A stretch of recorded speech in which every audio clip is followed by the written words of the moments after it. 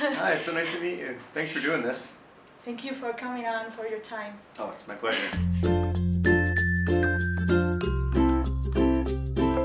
Hola nubecillas, estoy con John Green, autor de libros como Bajo la misma estrella, Ciudades de Papel. Hola! I was just going to say hola. I was just so Okay. excited to say my one word of Spanish. I can talk. Oh, it's okay, don't worry. I'm sure they are also really excited to see you here in my channel. So. Yeah, well, hi! Okay, so my first question is about paper towns. In the book, we can find a bunch of insane teenagers going on a crazy adventure. So could you please tell us any crazy experience you had when you were a high school student? Yeah, I had a few. I mean, the United States is a physically very large country. And so there is a great tradition in America of going on these journeys, these road trips. And the idea is that you go on a physical journey and then you also go on an emotional journey along the way. And I went on a lot of road trips when I was in high school. I took one across the whole country to Arizona and then down to Mexico right after I graduated from high school with my best friends, and that's a very special memory for me. We had a lot of fun.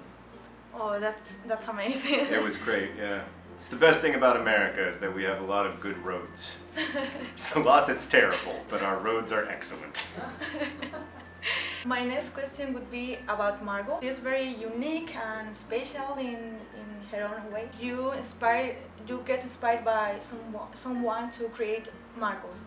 There were a few people when I was in high school who just seemed to live a bigger life than I did. They seemed to have more courage than I had. They would just go and do crazy things, and they would do it without fear.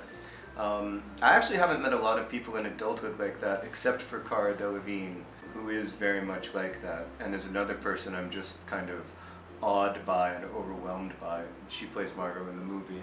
I always made the very traditional choices, you know, like I went to university and then I graduated and got a job and got married and had kids and moved to the suburbs and did all the things that Americans are supposed to do. But I've always been fascinated by people who make different choices, even if they're choices that maybe I wouldn't approve of or wouldn't make myself.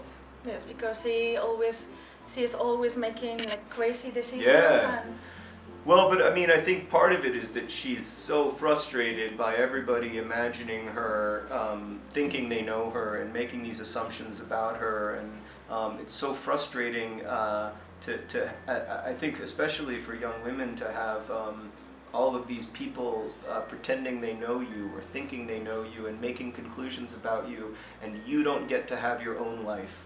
And Margot becomes so frustrated with that finally she decides that she's gonna have her own life whether the world likes it or not. yes, and I think it's a great decision.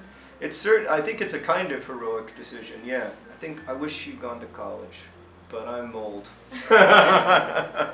I hope she goes to college, I should say. Well, Margot fascinated me, so I really Good, enjoyed good. that character. What do you feel when you see your characters like get alive in the movies? Yeah, it's amazing. It's beautiful. I mean, as long as you like the movie. I have a lot of author friends, you know, who have had movies made of their books that the movies aren't good, and they feel sad about it, and that's a much harder situation, I think, much more complicated. But in my case, I've been very lucky twice. I really am proud of the movies that they made from my books. They're not my movies. I didn't make them, but I like them, and it's an amazing thing to be able to sit down in a theater and watch a story that was lived inside of your mind suddenly live on you know, The big screen. yeah, it's crazy. The music, The all music. the places. Yeah, it's the very music, important. and then the just the actors. I mean, in Paper Towns especially. Have you seen the movie? No, not yet. I wish they'd let you see it, but in Paper Towns especially, I think the actors were. They cared so much about the book, and they cared so much about their characters in the book, and to me it really came through. I can't wait to see the movie because I really liked Margot and also Ben. Ben is awesome in the movie. So excited to see how everything turns out. Of all the characters in Paper Towns, the one who is most like me is Ben. The most like my high school self. I hope I'm not still like Ben. But I was definitely like that in high school. So it was really, that was one of the things I was really nervous about, was like, is the kid who's gonna play Ben, is he gonna like play it up as just a nerd? And he didn't. He understood what I wanted Ben to be perfectly, and I was so grateful to him for, like, I felt like it was a gift that he'd given me personally, because I was like that kid in high school, and he really understood what it's like to be that guy. That's so nice. Yeah. He's single too. Could you tell us something about your future projects? I wish. I mean, I can tell you a lot about my future projects on YouTube. Most of my time right now is spent working on Crash Course, our educational series, where my brother and I talk about everything from chemistry and biology to history and literature. And the biggest thing that we're working on right now is getting those videos into other languages. First, getting them subtitled, hopefully finding ways to get them into the other languages, maybe shoot them again, make them new. So that's the biggest project that I'm working on. As far as writing goes, I'm trying really hard to write a book, but I've also been trying for 2.5 years, so I don't want to promise too much. So yeah, I'm trying, but it's coming slowly. Here in Spain you have a lot of fans, and they are always asking when is going to write a new book. I'm sorry. I feel really bad. I'm trying. I promise I'm trying. I'm sorry. We can wait. Okay, thank you. But not too long. Thank you for your patience. Okay. So thank you so much for the interview, your time, and being here in my channel. Oh, it's so nice to meet you, and thanks for sharing your channel with me. I'm such a big fan of the booktuber community, so it's awesome to be able to be part of this. Could you please tell us something about to my subscribers? Yeah, something in Spanish. Teach me something in Spanish to say. Well, I always say hola nubecilla, something like hello little clouds. So you can little clouds, that's beautiful. Thank you. Hola nucias? You can say that. Oh, better. You're like, your Spanish is so bad, just say it in English. No. No, I understand. You're like, there's okay. No, yeah. Hello little clouds, it's me, John Green. Bueno, espero que os haya gustado la entrevista y nos vemos dentro de poco, nubecillas. Bye little clouds. Thank you so much. That was fun. Espero que os haya gustado mucho la entrevista, la verdad es que estaba muy nerviosa.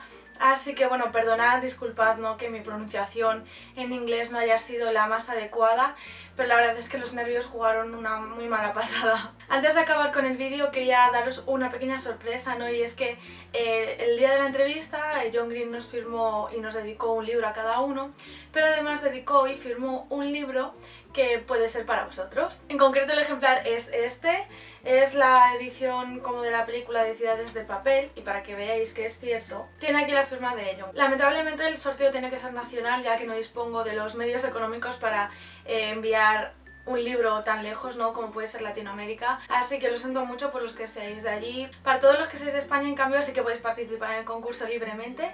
Para ello solo tendréis que dejar un comentario en el vídeo diciendo cuál es la mayor locura que habéis cometido en vuestros años de instituto o en el colegio, como queráis.